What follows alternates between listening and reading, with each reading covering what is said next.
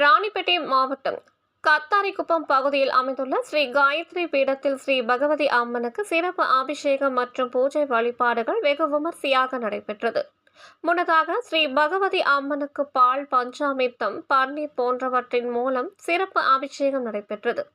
இதனைத் தொடர்ந்து ஸ்ரீ பகவதி அம்மனுக்கு சிறப்பு அலங்காரம் செய்யப்பட்டு மகா தீபாராதனை காண்பித்து வழிபாடு நடைபெற்றது. அப்போது பக்தர்கள் பக்தி கோஷங்களை எழுப்பியபடி ஸ்ரீ பகவதி அம்மனை மனம் உருகி வணங்கி வழிபாட்டில் ஈடுபட்டனர். மேலும் இதனைத் தொடர்ந்து பக்தர்களுக்கு சிறப்பு அன்னதானமும் ஸ்ரீ காயத்ரி பீடத்தின் நிர்வாகம் சார்பில் வழங்கப்பட்டது.